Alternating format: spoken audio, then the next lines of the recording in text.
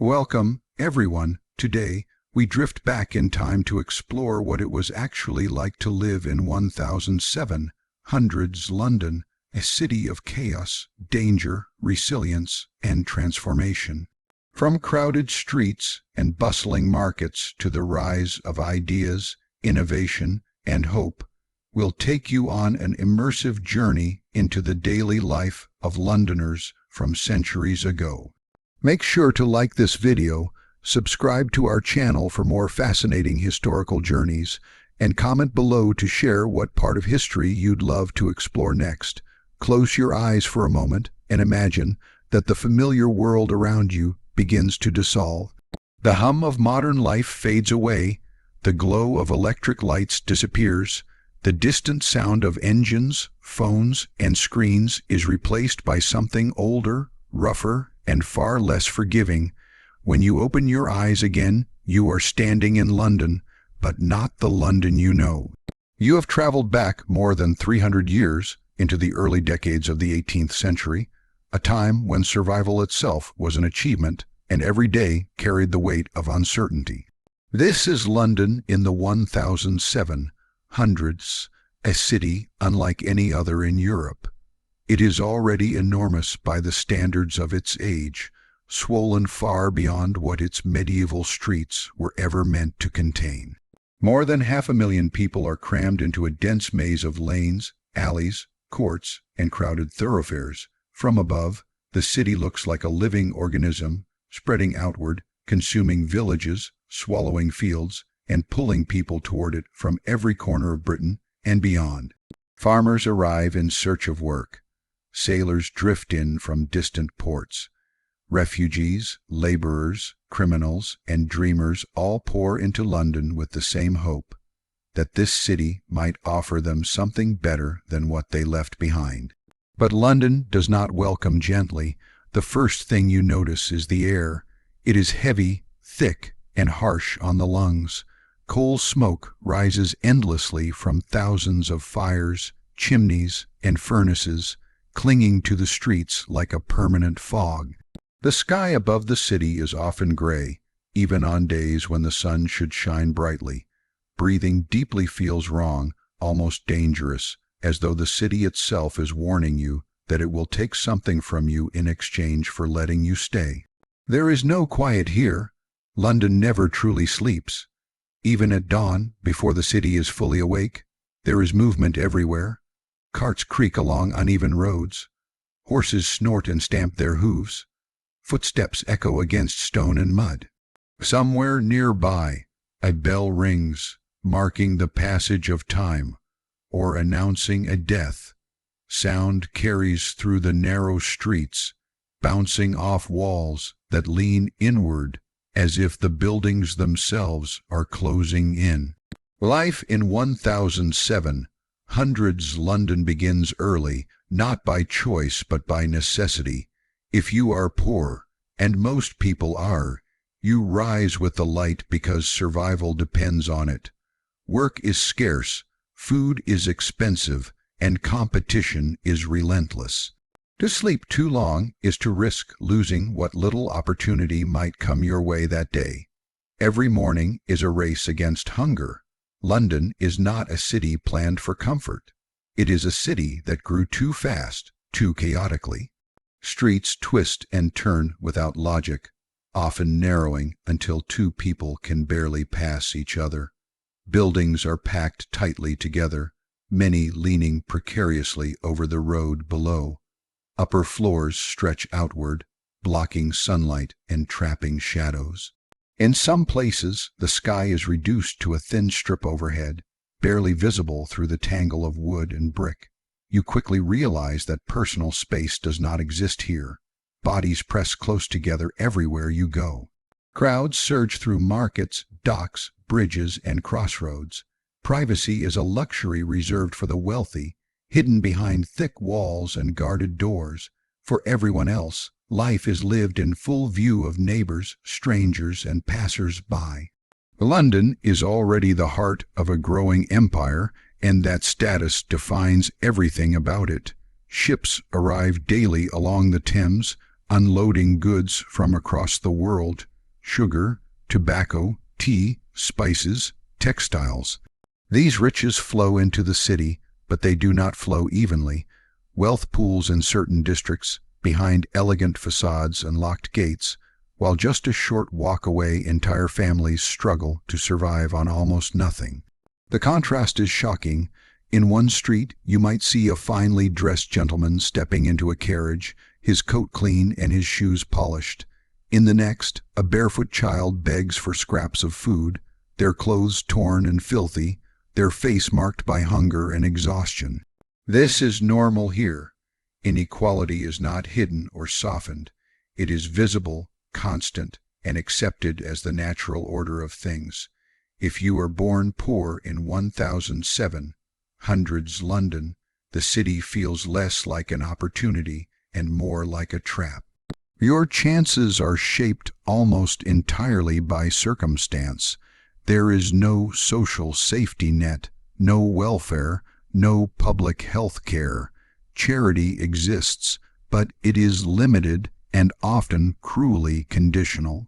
Help is given not out of compassion, but out of a belief that the poor must be controlled, disciplined, and taught obedience. From the moment you arrive, or are born, you are judged by your usefulness. Can you work? Can you labor? Can you serve someone wealthier than yourself? If the answer is no, then London has little patience for you. The city's population is young, but life expectancy is short. Many children do not survive infancy. Disease, malnutrition, and poor sanitation claim lives quickly and without warning. To reach adulthood is considered an accomplishment. To reach old age is rare enough to be remarkable. As you move through the streets, it becomes clear that London is not just a place. It is an experience that assaults every sense. The ground beneath your feet is uneven, often muddy, sometimes slick with refuse. Rain turns streets into rivers of filth. In dry weather, dust and waste are kicked into the air, clinging to skin and clothing. There is no escape from it. Cleanliness is a daily struggle, and for many, an impossible one. Time itself feels different here. Without modern clocks governing every moment, life follows rhythms dictated by daylight, bells, and necessity. Work begins when it must and ends when the body can no longer endure it. There is little distinction between weekdays and weekends for the poor. Rest is not a right, it is a privilege. Fear is an undercurrent in everything: fear of hunger, fear of illness, fear of crime, fear of falling just one step lower on the social ladder, because once you fall too far, climbing back up becomes nearly impossible. London is unforgiving to weakness, and the line between survival and ruin is thin. Yet despite all this, people continue to arrive. They continue to hope. That hope is one of the most powerful forces in the city. It draws people in, even when reason tells them they should stay away. London represents possibility, not because it is kind, but because it is vast. Somewhere within its chaos, people believe there must be a place for them. For some, that belief is rewarded. For many more, it is crushed. The sheer scale of the city is overwhelming. London stretches along the Thames like a giant beast, feeding on trade, labor, and human ambition. The river is its lifeline, carrying goods, people, and waste in equal measure. From dawn until dusk, the riverbanks are alive with activity. Barges unload cargo, workers shout orders, sailors drink, fight, and disappear into the city. The Thames connects London to the world, and also brings the world's dangers directly into its heart. Standing here, you begin to understand that London in the 1700s is not simply a backdrop for history. It is a force in its own right. It shapes behavior, morality, and destiny. It rewards ruthlessness and endurance. It punishes weakness and misfortune. It is a city that tests every person who enters it. And yet, for all its cruelty, London also pulses with energy. There is ambition in the air, mixed with smoke and stench. People argue, bargain, laugh, curse, and dream. They tell stories of success, of someone who arrived with nothing and somehow made a life for themselves. These stories circulate endlessly, feeding the belief that tomorrow might be different. To live in 1700s London is to exist on the edge of uncertainty. Every day is a negotiation with the city itself. You give it your labor, your health, sometimes even your dignity, and in return, it may allow you to survive one more day. As the city fully wakes around you, one truth becomes impossible to ignore. London does not care who you are. It does not care where you came from. It does not care what you hope for. It moves forward relentlessly, indifferent to individual suffering, driven by growth, power, and profit.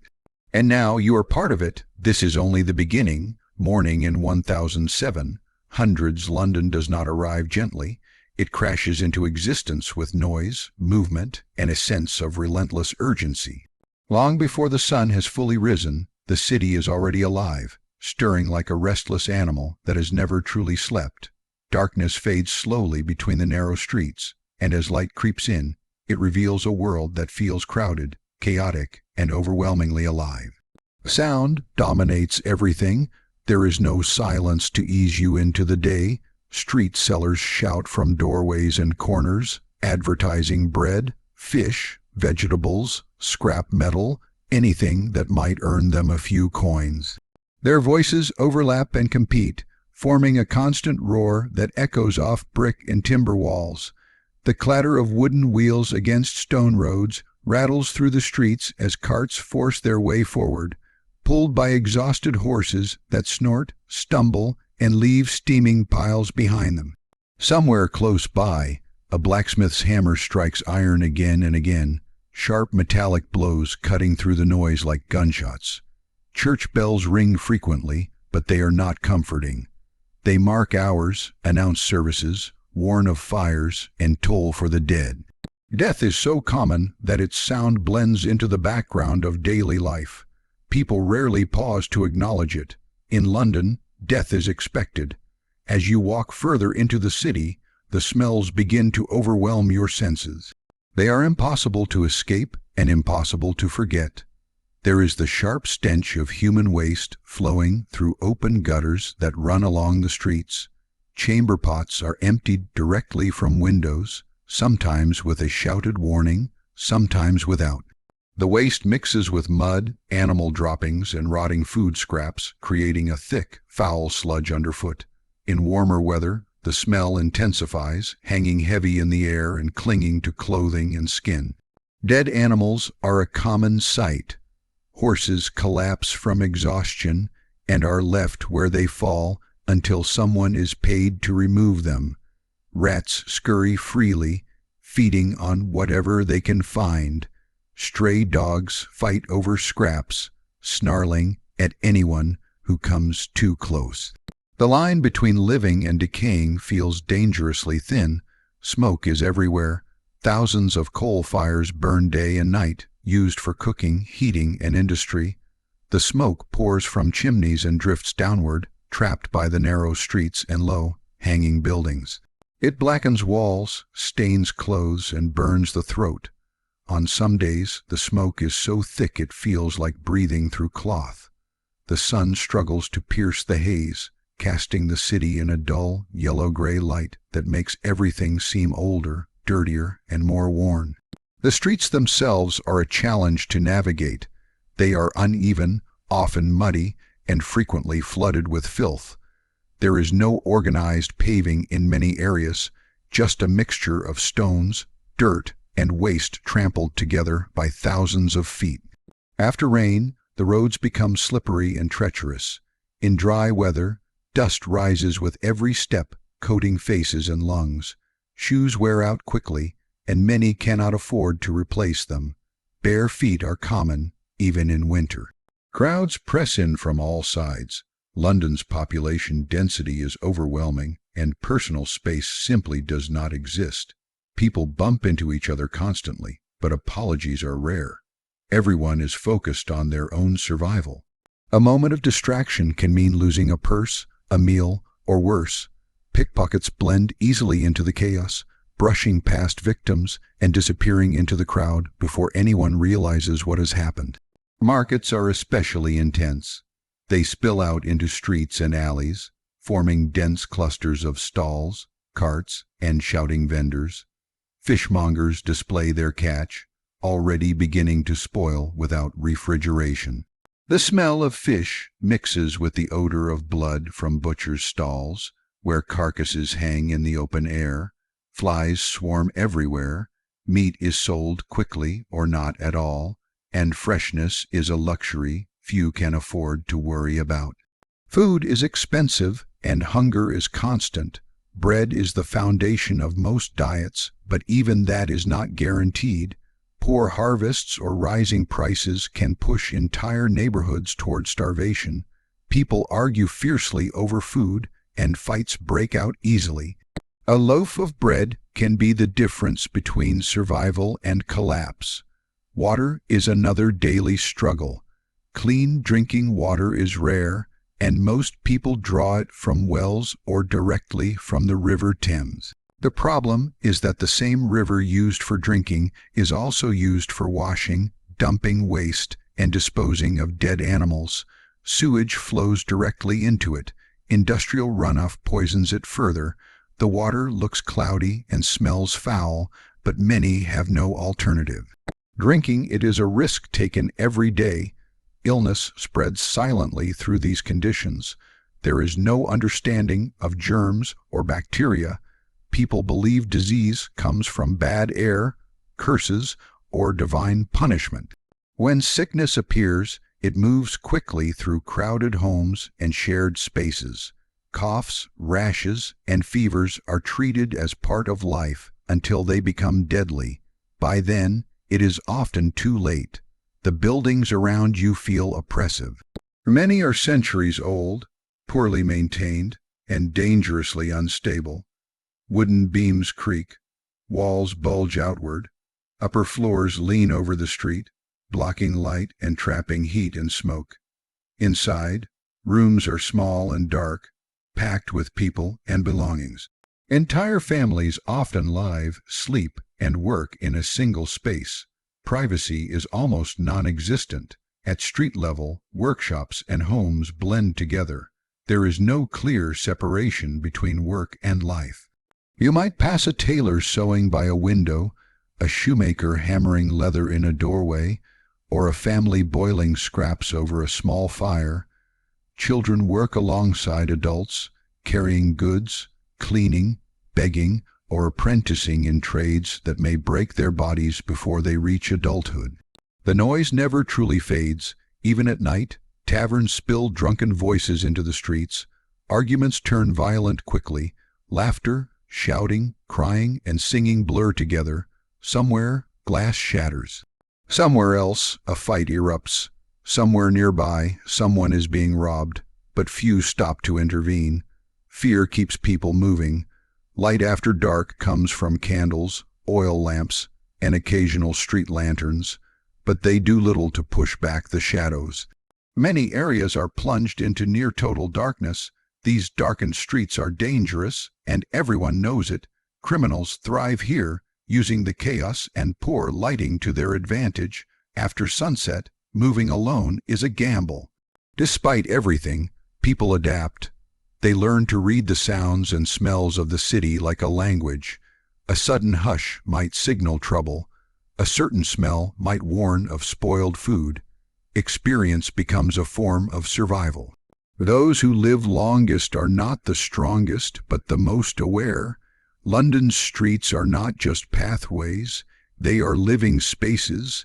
Life happens here in full view.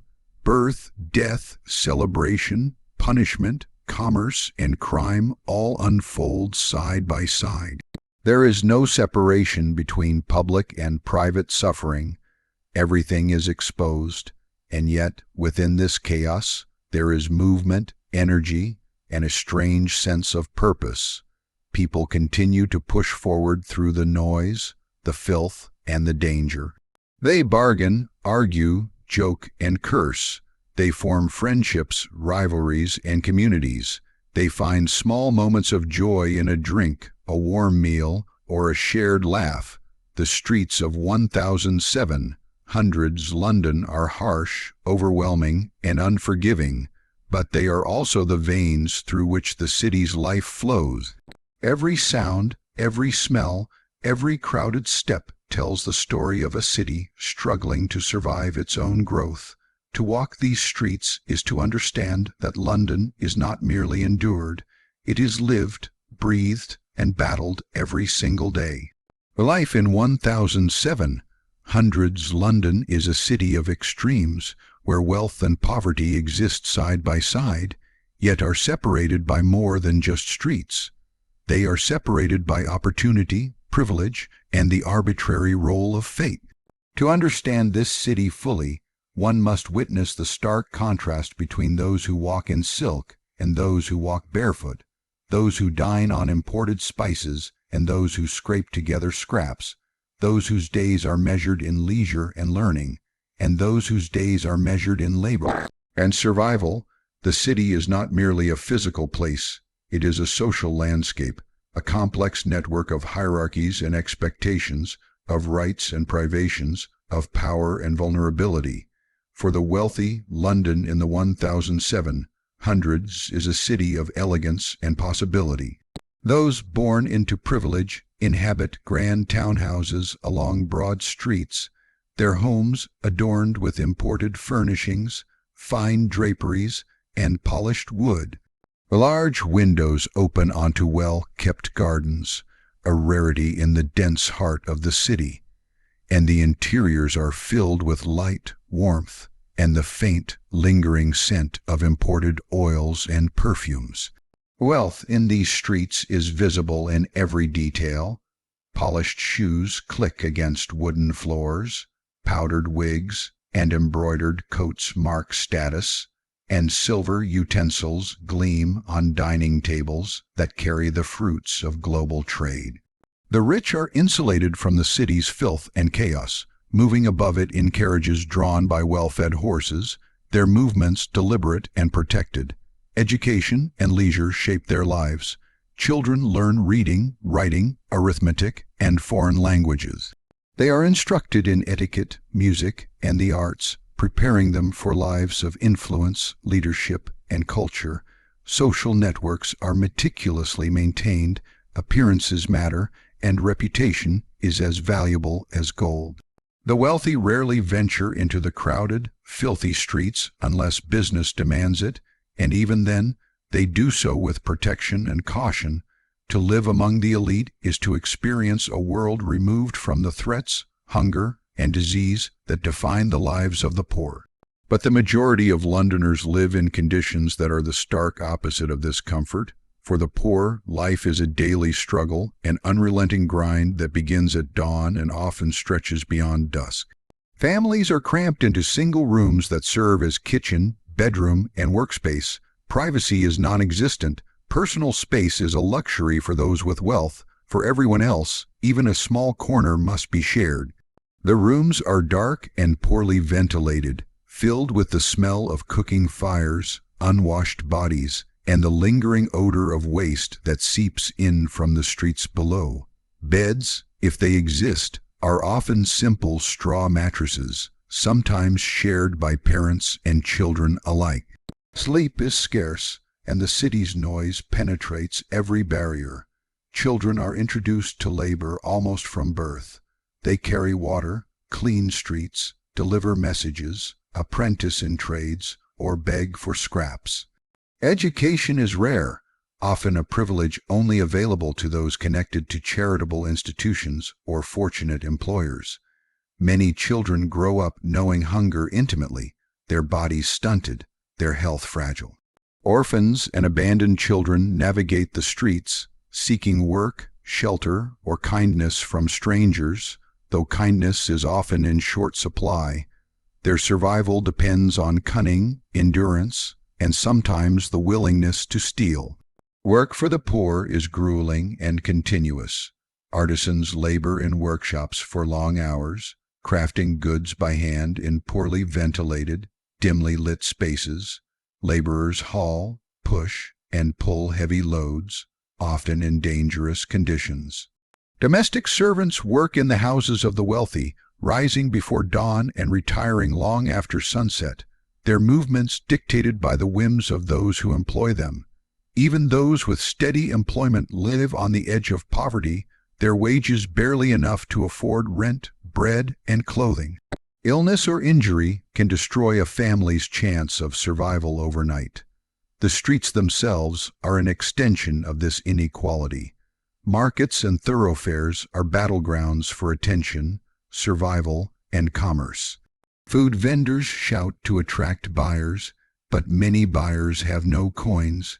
Fish rots on open stalls, bread molds on tables if it is not purchased quickly.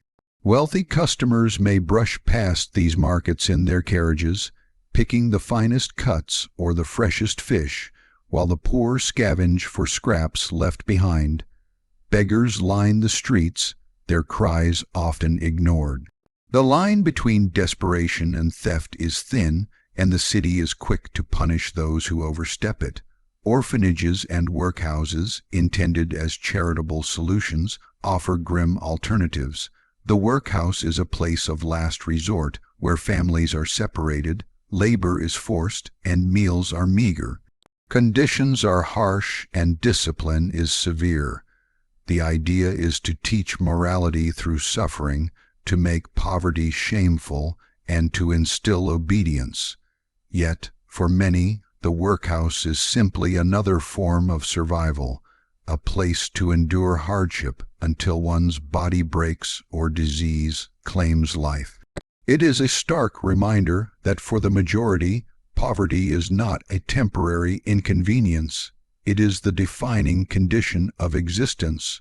Crime and punishment are intimately tied to social status. Theft, even of the smallest value, can lead to execution, while the wealthy rarely face similar consequences for financial transgressions. Public executions are a form of spectacle for the masses, a demonstration of the consequences of stepping outside social norms. Crowds gather to watch, children in tow, while vendors sell food and drink nearby. The law does not exist to protect all equally. It exists to maintain order, to enforce hierarchy, and to control the poor. For those living in desperate conditions, the law is both omnipresent and indifferent. Yet, even in extreme poverty, Londoners find ways to survive and navigate their environment. Networks of kin, friendship, and neighborhood loyalty provide support. Tradespeople teach skills to children, mothers guide their families through daily challenges, and communities form around shared hardship. Markets are not only places of commerce, but of information and social contact.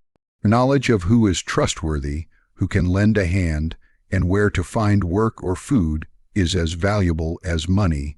Disease is a constant threat, shaping life and opportunity. Smallpox, cholera, and tuberculosis move silently through crowded homes, markets, and streets. Sanitation is primitive. Waste is disposed of in open gutters or rivers. Water sources are contaminated. Medical understanding is rudimentary, with treatments like bloodletting and purgatives often worsening the patient's condition. Survival requires resilience, luck, and sometimes isolation from the sick. But isolation is often impossible in crowded living conditions. Families live and die side by side, the fates of one member intertwined with the fates of all. Despite all this, there are spaces where the poor can momentarily experience relief or pleasure. Taverns provide warmth, alcohol, and a sense of community. Music, song, storytelling, and occasional celebrations offer escape from the relentless pressures of survival. Yet these moments are fleeting and often carry their own risks, as crime, violence, and exploitation lurk even in places meant for enjoyment. The contrast between rich and poor is not merely economic, it is moral, social, and spatial. The wealthy live in neighborhoods carefully maintained, often fenced or gated, with access to clean water, light, and protection. Streets are broad, clean, and safe. The poor inhabit narrow, winding lanes, shadowed by leaning buildings, filled with waste, and exposed to every danger. Yet these neighborhoods are also the centers of human creativity, resilience, and life. In the same alleys where desperation dominates, children play, friendships form, and communities endure. London is a city that magnifies human experience. For the wealthy, it amplifies comfort, influence, and opportunity. For the poor, it amplifies suffering, struggle, and mortality. The same streets that host elegant carriages also carry carts of rotting waste. The same markets that offer spices from the east also display bread molds and fish decay. The Thames, lifeblood of trade, carries both riches and pollution. Every element of the city exists in stark contrast, and every individual must navigate the tension between these extremes. Life in 1700s London is a constant negotiation with environment, society, and circumstance. Survival is an achievement, morality is a tool of control, and opportunity is as much a matter of chance as it is of skill or work.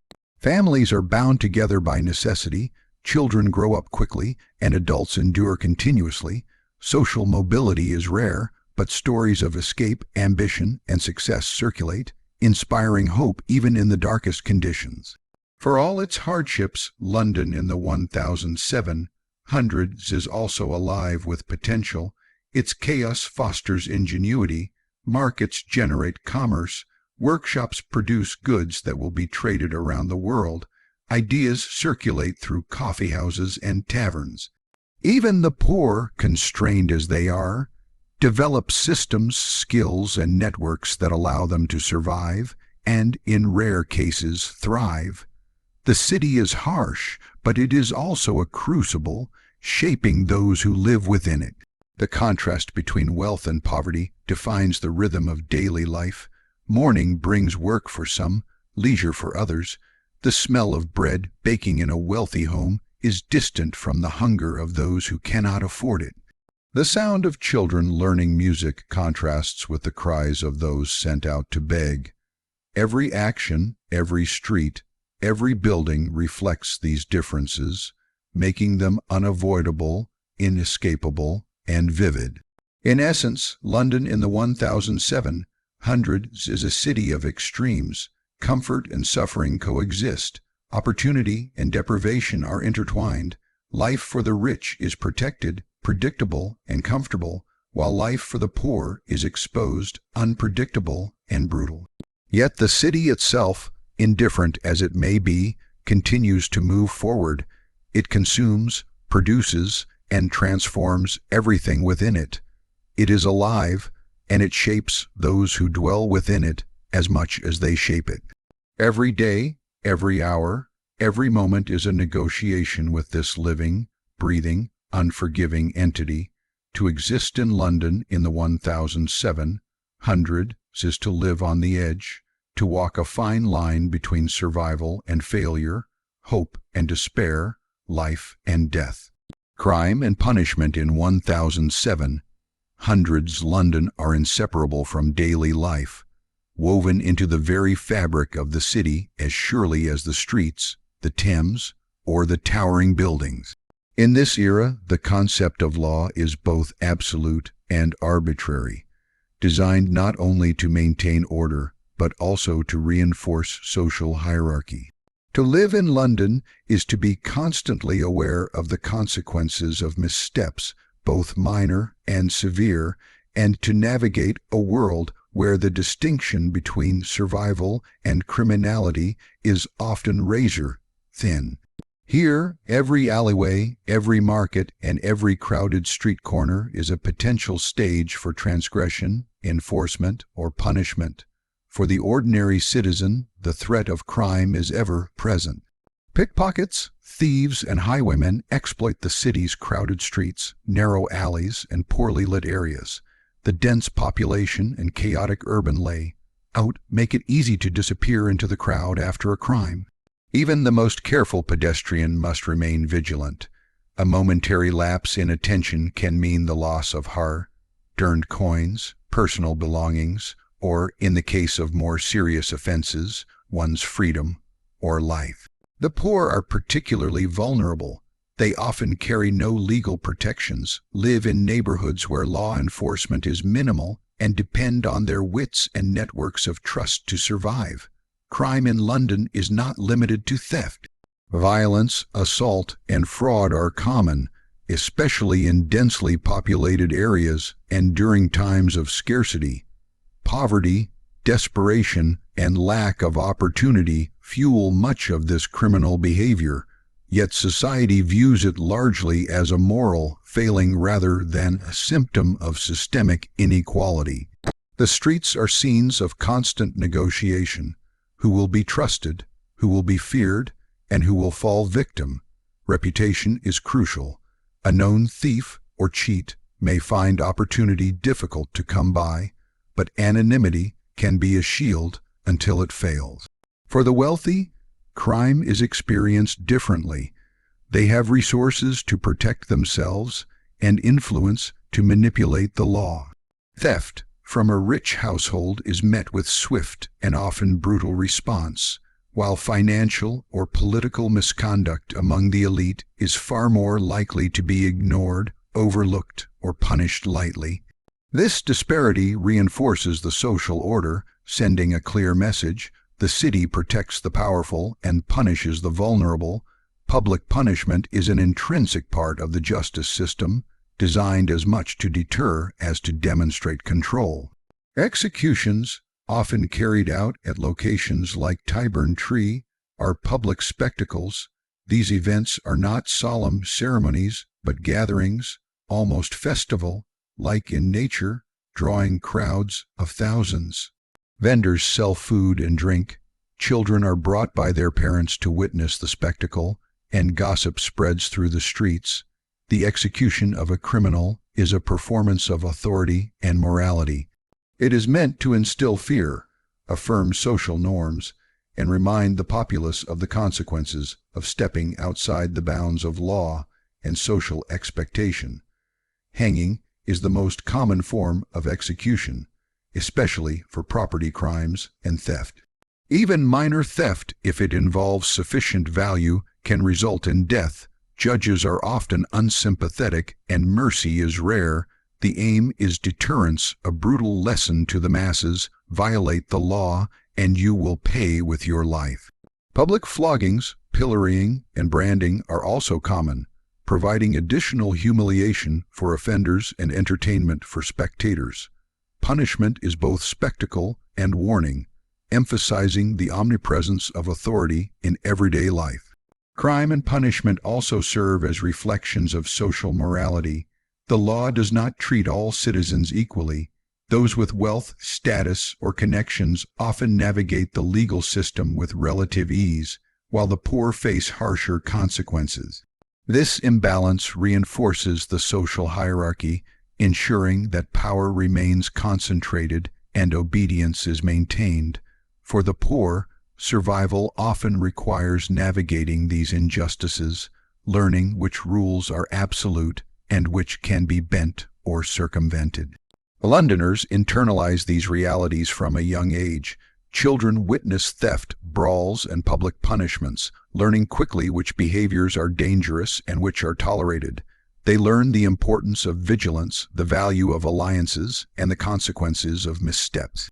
In neighborhoods where crime is pervasive, knowledge of local dynamics, who can be trusted, which streets to avoid after dark, which authorities are corruptible, becomes a matter of life and death. Experience, cunning, and awareness are as critical to survival as physical strength or endurance.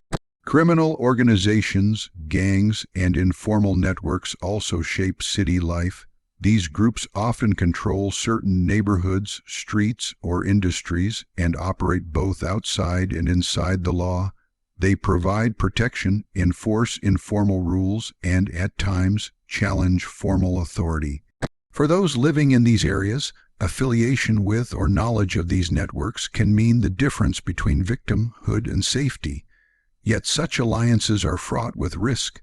Betrayal, violence, or punishment from formal authorities is always a possibility. The city itself facilitates crime. Narrow streets, poorly lit areas, and dense crowds provide both cover and opportunity. Buildings often lean over the roads, creating shadows and hiding places. Courtyards, alleys, and passageways offer escape routes for criminals and concealment for those seeking to avoid authority. Even the Thames, while a lifeline for trade, is also a site of smuggling, theft, and illicit activity. London's geography, combined with its immense population, makes policing difficult and allows crime to flourish. Law enforcement is present but limited. The City of London maintains a system of watchmen, parish constables, and night patrols, but resources are insufficient for effective coverage. Police as we know them today do not exist. Enforcement relies on local authority, citizen participation, and the threat of severe punishment. In many cases, communities must protect themselves, forming informal groups to deter theft and violence. Wealthy neighborhoods may employ private guards, while poorer areas rely on vigilance and alliances. Justice is decentralized, inconsistent, and often arbitrary. For offenders, punishment is both public and personal. Beyond the physical consequences of execution, flogging, or branding, there is social stigma. Convicted criminals are marked, remembered, and excluded from opportunities. Survival after release can be challenging. Former prisoners may struggle to find work, food, or shelter, often returning to the streets or slipping back into crime. This cycle reinforces both poverty and criminality, making reform difficult and life precarious. Gender also shapes experiences of crime and punishment. Women are vulnerable to both public and private violence. Street harassment, sexual assault, and exploitation are common, yet the legal system often fails to protect them. Women accused of crimes, particularly theft or moral offenses, face severe punishment and public shaming. Some may be forced into prostitution or labor as a means of survival, navigating dangers that men may avoid, but in ways that are equally life-threatening. Children, too, are drawn into the criminal landscape. Orphans, apprentices, and street urchins navigate a world where survival sometimes demands theft or deception. The law is rarely lenient. Children can be whipped, sent to workhouses, or even executed for serious offenses. Yet children are also remarkably adaptable, learning quickly how to read social cues, exploit opportunities, and survive within a system stacked against them. Crime in 1700 London is not merely a social phenomenon, it is economic. Poverty drives many acts of theft, robbery, or deception. Food scarcity, lack of employment, and social exclusion create conditions where moral choices are constrained. Survival often takes precedence over legality, and ethical considerations are weighed against immediate necessity. This tension shapes the city's rhythms, defining the behaviors of its residents and reinforcing the unequal distribution of power and resources. Punishment reinforces not only law but hierarchy. The wealthy benefit from legal protections, social networks, and the ability to hire skilled advocates. The poor are exposed, punished harshly, and kept in their place. The city communicates constantly that social mobility is limited and that transgression carries severe consequences. At the same time, the spectacle of punishment entertains, instructs, and reinforces cultural norms. Hanging, pillorying, and flogging are as much about performance as enforcement, making morality a public affair. Yet, within this harsh environment, Londoners adapt. Knowledge of criminal patterns, familiarity with authorities, and skill in negotiation are essential for survival. Communities form around shared vulnerability, providing protection and guidance. Individuals develop streetwise acumen, learning to avoid danger, recognize opportunity, and exploit the social landscape. Crime is both a threat and a tool, shaping the strategies of survival for all who live in the city. Executions, in particular, are events of profound social significance. Tyburn Tree, the site of public hangings, is both feared and celebrated. Crowds gather to witness death, to learn lessons, and to participate in the ritual of authority. Vendors sell refreshments, families bring children, and gossip spreads rapidly. The condemned are often ordinary people, sometimes caught in desperate circumstances, their fate serving as both warning and entertainment. The spectacle ensures that law and social hierarchy are visibly enforced, making compliance a matter of public necessity. Crime, punishment, and survival in London are inextricably linked. The streets, the laws, and the social structures create a world where vigilance, cunning, and adaptability are essential. Opportunities and threats coexist, and navigating them successfully requires skill, awareness, and luck. Those who cannot adapt quickly find themselves in prison, the workhouse, or the grave. In this city, law is absolute but applied unevenly. Punishment is severe and public. Crime is rampant but understandable. The social hierarchy is maintained through fear, spectacle, and enforcement. Every resident, rich or poor, is shaped by these realities. To live in London in the 1700s is to negotiate constantly with risk, morality, and authority. The line between legality and survival is thin, and every decision carries consequence. London, in all its noise, filth, and danger, is a city that teaches lessons harshly and publicly.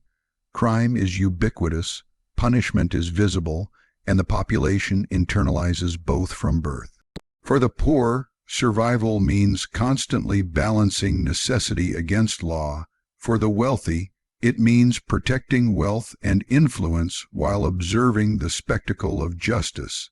The city itself enforces these dynamics, creating a social landscape that is unforgiving, complex, and vividly alive. To understand London in this period is to witness a city where every street, every crowd, and every act of law or defiance shapes life, death, and the possibility of survival. In 1700s London, danger was not confined to criminals, overcrowded streets, or social inequality. Life itself carried hazards that could strike at any moment, and the ordinary citizen lived constantly under the shadow of illness, fire, and the many small but deadly perils of everyday existence. London was not merely a city, it was a landscape of persistent threats, a living entity in which the ordinary rhythms of life were constantly interrupted by forces beyond one's control. Every breath, every step, every interaction carried potential consequences, and survival demanded vigilance, resilience, and a measure of luck. Disease dominated daily life in London, infiltrating homes, streets, and marketplaces with relentless cruelty. The 1700s were a time before modern medical understanding, before germ theory, before antibiotics, and before vaccines for the most deadly illnesses. Smallpox, cholera, tuberculosis, typhoid, and a host of other infections moved silently and swiftly through the crowded city. Homes, particularly in the poorer districts, were poorly ventilated and tightly packed, allowing disease to spread with alarming ease. Families who lived in a single room with little separation between them were highly susceptible. A single illness could touch every member, leaving no one untouched and often leaving death in its wake. Sanitation was primitive at best and non-existent at worst. Human waste flowed openly through gutters, mixing with rainwater and animal droppings. Streets were mudded and contaminated, and drinking water was often taken from the same polluted sources. The Thames, vital for trade and transport, doubled as a sewer in many places, carrying effluent and industrial runoff alongside fresh water. Drinking contaminated water was unavoidable for many, and cholera outbreaks were frequent and devastating. Typhoid and dysentery were common, weakening bodies and spreading through households and communities. Londoners quickly learned that exposure to filth, overwork, and crowded conditions could be as deadly as any disease itself. Medical knowledge was rudimentary, often misguided, and sometimes harmful. Physicians and surgeons were educated in traditional theories of humors, bloodletting, and purging, practices that could leave a patient weaker than the disease itself. Herbal remedies and folk medicine circulated widely, with varying degrees of efficacy. Wealthier individuals might have access to a trained physician, while the poor relied on apothecaries, home remedies, or the guidance of neighbors and relatives. Regardless of status, illness was a fearsome, unpredictable force, capable of striking without warning and leaving devastation in its path. Children were particularly vulnerable. Infant mortality rates were high, and even those who survived early childhood faced the constant risk of sickness and malnutrition. Families living in poverty often could not afford nutritious food or clean water, leaving their children undernourished and more susceptible to disease. Schools were limited, and many children learned the realities of survival on the streets long before they could read or write. Orphans and abandoned children faced even greater risks, their lives a daily negotiation with hunger, exposure, and sickness. Fire was another constant threat that shaped daily life in London. Houses were predominantly built of wood, tightly packed together, and often leant precariously over narrow streets. Open flames were essential for cooking, heating, and light, yet they were also incredibly dangerous. Candles, hearths, and cooking fires were not contained safely, and a single accident could ignite an entire block. The memory of the Great Fire of 1666 was still vivid, a cautionary tale of how quickly lives and livelihoods could be destroyed. Families lived with the knowledge that a spark could consume everything in an instant, leaving only ashes where homes once stood. Fires were not limited to residential areas. Workshops, warehouses, and industrial spaces burned frequently, fueled by combustible materials such as wood, cloth, oil, and coal. Without organized firefighting services as we know them today, controlling a blaze required immediate action from neighbors and bystanders, who often had little equipment beyond buckets, ladders, and sheer determination. Communities were forced to rely on collective effort to prevent a small fire from escalating into a catastrophe. Despite these efforts, fire was always a looming specter, capable of erasing fortunes, displacing families, and taking lives. Daily life itself presented hazards that could be deadly. Streets were crowded with carts, horses, pedestrians, and vendors, creating a chaotic environment where accidents were frequent. Horses could stumble, overturn carts, or trample the unwary. Children playing in alleys were at constant risk, and even adults moving goods or navigating the city's narrow passageways faced injury. Workplaces were dangerous. Workshops, docks, and construction sites offered little protection from heavy machinery, sharp tools, or falling objects. Accidents could leave individuals maimed or dead, and medical intervention was limited, leaving many to rely on their own resilience and the care of family and neighbors. Food and water were not only scarce, but also dangerous. Contamination was common, and spoiled food could lead to severe illness or death. Preservation techniques were primitive. Meat and fish often rotted before consumption. Bread, a staple, could be of poor quality, mixed with fillers, or contaminated during baking or storage. Foodborne illness was a reality of life, particularly for the poor, who could not afford to discard questionable provisions. Access to safe, nutritious food was a privilege of wealth, and those without it lived in constant vulnerability. The Thames, while vital, was another source of risk. Flooding, strong currents, and debris made travel by water hazardous. Children and adults alike could fall into the river, with drownings occurring regularly.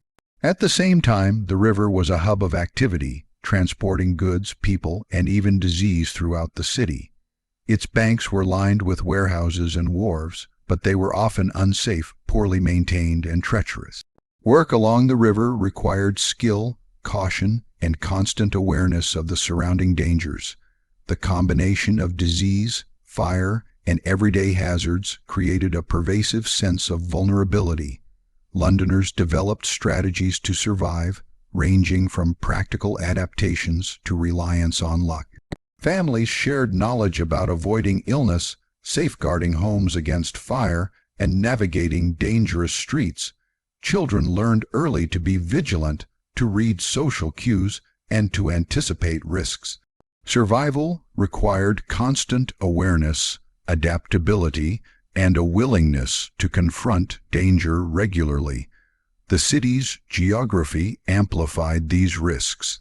Narrow alleys trapped smoke and fire, overcrowded housing facilitated the spread of illness, and marketplaces exposed residents to theft, disease, and injury.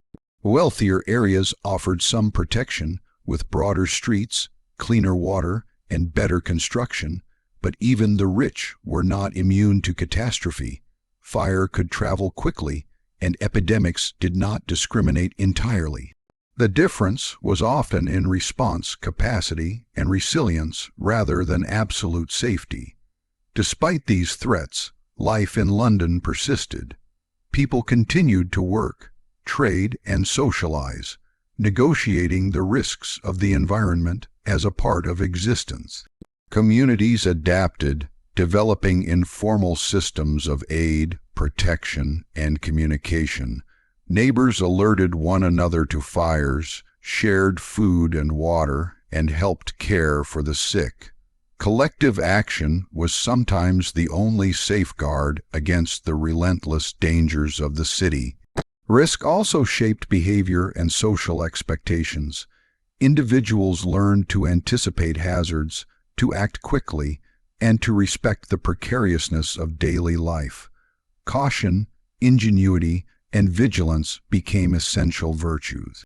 To navigate the city successfully required knowledge of its geography, understanding of human behavior, and constant attention to shifting conditions. Survival was rarely guaranteed. It was an ongoing negotiation with a city that offered both opportunity and threat in equal measure. Fire, illness, and everyday hazards created a culture of resilience. Those who survived learned to endure pain, to adapt to chaos, and to exploit opportunity amid risk. Communities, though often fractured by social stratification, provided networks of support and guidance. Families, neighbors, and even strangers could become critical allies in facing the city's relentless dangers. Social bonds were forged not only by proximity, but by shared experience and collective survival. This ever-present danger shaped London's social life. Public spaces, markets, and taverns were both arenas of risk and opportunity. Crowds could conceal thieves or pickpockets, but they also offered protection and information. Taverns provided warmth, companionship, and the exchange of knowledge about avoiding disease, fire, and crime. Life was negotiated constantly in these spaces, balancing social, economic, and environmental hazards. Every interaction, every movement, and every choice carried weight. In this environment, death was commonplace and unpredictable. Individuals were not judged by moral failings alone, but by their capacity to survive the city's harsh realities. Families faced loss regularly, children grew up quickly, and even the strong and resourceful were vulnerable to sudden catastrophe. Disease, accident, and fire did not discriminate entirely, but they disproportionately affected the poor, reinforcing social inequality and shaping the demographic landscape. Yet London was also a city of endurance. Despite constant threats, its residents persisted, innovated, and adapted. Housing construction improved slowly, sanitation measures were attempted, and firefighting efforts were organized on a community level. The knowledge of disease prevention, fire avoidance, and occupational safety evolved, even if slowly and imperfectly. Human resilience intersected with environmental challenges, producing a society that continued to function, grow, and thrive amid adversity. Life in 1700s London was, in essence, a negotiation with danger. Illness, fire, and daily hazards were constants, shaping behavior, social interaction, and survival strategies. Residents learned to navigate these threats through vigilance, adaptation, and community networks. Death was frequent, illness was pervasive, and accidents were expected, yet Londoners continued to live, work, and dream. The city demanded resilience, courage, and resourcefulness from all who entered it, and it rewarded only those who could endure its relentless challenges. In this context, survival was not merely physical, but social, psychological, and moral. Londoners developed instincts, routines, and knowledge to cope with the omnipresent dangers of life. They learned to prioritize, to anticipate catastrophe, and to negotiate risk constantly. Every street, building, river, and market was both opportunity and threat, and understanding this duality was essential for daily life. The city's hazards shaped not only the present but also the future, influencing patterns of behavior, community structure, and cultural norms. London's dangers were unrelenting, but the city was also dynamic. People adapted creatively, forming informal safety measures, social networks, and economic strategies to mitigate risk. Risk management was a daily skill honed from childhood. Learning where to walk, how to interact, and which alliances to trust could mean the difference between life and death. Even as the city challenged its inhabitants relentlessly, it also fostered resilience, ingenuity, and communal bonds that were essential for enduring the harsh realities of urban life. Despite the overwhelming darkness and peril that defined much of life in 1700s London, the city was never merely a place of despair. It was, simultaneously, a crucible of innovation, imagination, and ambition, a space where the human spirit found ways to survive, adapt, and even thrive amid adversity. London's streets, crowded with disease, filth, and danger, also carried the pulse of ideas, conversation, and cultural transformation. Here, within this complex, often chaotic environment, the foundations of modern London were quietly being laid, shaped not only by wealth and power, but also by resilience, intellect, and a relentless pursuit of possibility. In the midst of densely packed neighborhoods, where the poor struggled for every scrap of food and the wealthy enjoyed lives of relative ease, coffeehouses began to emerge as centers of thought, discussion, and intellectual exchange. These were not mere places to consume a warm beverage. They were the crucibles of social, political, and scientific discourse. Scholars, merchants, writers, and philosophers gathered in these spaces to debate ideas, exchange information, and challenge conventional wisdom. In these small rooms filled with the aroma of roasted beans and candle smoke, seeds of innovation and cultural transformation were sown. The coffeehouse became a place where news spread quickly, where gossip intertwined with business and politics, and where ordinary men and women could encounter ideas far beyond the narrow confines of their immediate lives. The written word flourished alongside the coffeehouse culture, Newspapers, pamphlets, and broadsheets spread knowledge with unprecedented speed. Literacy was gradually increasing, and the public appetite for information grew alongside it. Writers reported on events both near and far, giving citizens the tools to understand, critique, and participate in the broader world. London, through its printed word, became a hub not just of commerce, but of ideas. Even in the face of poverty, censorship, and oppression, information traveled quickly, shaping opinions, influencing behavior, and fostering debate. The flow of knowledge allowed people to dream of change, opportunity, and progress, even when the immediate realities of life seemed unforgiving. Science and invention were quietly transforming daily life and the future of the city. Alchemists, natural philosophers, and early engineers conducted experiments, pursued discoveries, and challenged long-held assumptions. Instruments were refined, observations recorded, and theories debated in salons, lecture halls, and private homes. London, as a center of trade, also facilitated the exchange of knowledge and materials. Goods, ideas, and techniques arrived from Europe, Asia, and the colonies, allowing the city to serve as a meeting point of global innovation. The development of better navigational tools, improved manufacturing techniques, and the earliest forms of industrial machinery hinted at a future in which human ingenuity could reshape the environment, economies, and social structures. Amid this ferment, social and cultural life began to evolve.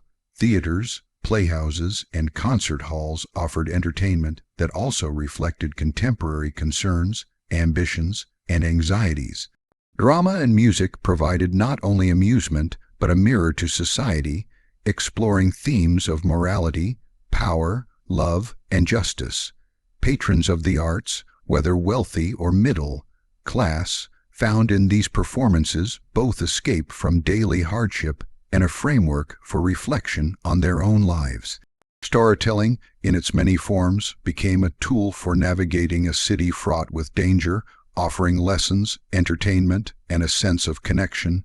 Education, though still limited for the majority, began to make small inroads even into the lives of the poor. Charitable institutions, religious organizations, and enterprising individuals offered instruction in reading, writing, and arithmetic. Apprenticeships in trades provided not only vocational training, but a measure of social mobility. For those who could seize these opportunities, education became a pathway out of the harshest conditions of urban poverty. The promise of learning, the potential for knowledge to transform lives, acted as a beacon amid the relentless pressures of survival. Commerce and trade also shaped hope in tangible ways. London's role as a commercial hub was expanding rapidly.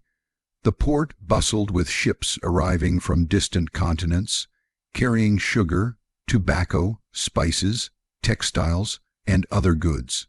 Merchants negotiated deals, artisans honed their crafts, and laborers transported, loaded, and prepared goods for sale. Even those on the lowest rungs of society could find employment opportunities that connected them to this vast network of trade, creating the possibility, however slim, of advancement. Economic activity, despite its inequities and dangers, was a vehicle for hope, allowing individuals to imagine a future in which their toil might yield improvement, stability, or even prosperity. Religion played a complex role in the lives of Londoners, providing both solace and social structure. Churches, chapels, and meeting houses were not merely sites of worship, they were centers of community, charity, and moral guidance. Religious practice offered explanations for suffering, frameworks for ethics, and opportunities for communal support. Clergy and parishioners often organized aid for the poor, distributed food, and provided counsel to those navigating the perils of city life. Faith became a source of resilience, giving many a sense of purpose and hope in a city otherwise dominated by hardship and mortality. Innovation was not limited to ideas and commerce. Practical improvements to infrastructure, sanitation, and governance slowly emerged, though progress was uneven. Streets were widened or repaved, bridges reinforced, and water systems slowly improved. Firefighting and law enforcement methods were refined incrementally, reducing some, but never eliminating, the risks of urban life.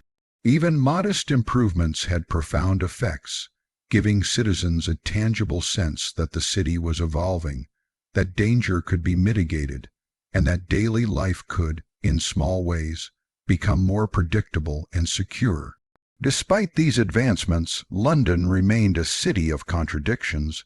Wealth and poverty existed side by side, danger and opportunity coexisted in every street, and hope persisted even where despair seemed overwhelming. The very challenges that made life harsh, crowding, disease, crime, and environmental hazards, also fostered resilience, creativity, and ingenuity. Citizens learned to navigate complexity, to exploit opportunity, and to adapt to shifting circumstances. The city demanded not only survival but also participation, engagement, and imagination.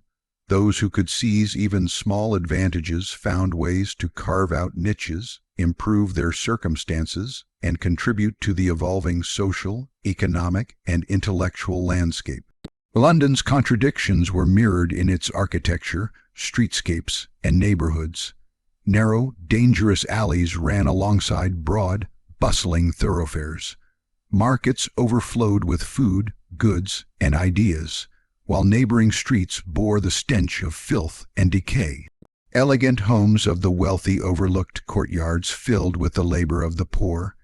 Each street told a story of disparity and possibility, suffering and resilience, risk and reward. The city's physical form, like its social structure, embodied the tension between despair and hope, danger and innovation, tradition and transformation. The people of London themselves embodied this tension. They endured disease, crime, and fire while seeking education, employment, and cultural engagement. They formed communities, networks, and alliances to protect themselves and to advance their lives. They debated ideas in coffeehouses, attended sermons, engaged in trade, and participated in artistic expression. Even amid extreme hardship, there were moments of joy, creativity, and human connection. Music, storytelling, communal celebrations, and acts of charity provided relief from the pressures of daily existence and reminded citizens of their capacity for resilience and adaptation. In the midst of suffering, Londoners dreamed. They imagined better lives, brighter futures, and broader horizons. Children learned skills that could transform their opportunities. Apprentices mastered trades that might carry them into prosperity. Merchants expanded their operations, connecting with distant markets and generating wealth. Writers, philosophers, and scientists explored ideas that challenged assumptions, inspired innovation, and reshaped understanding.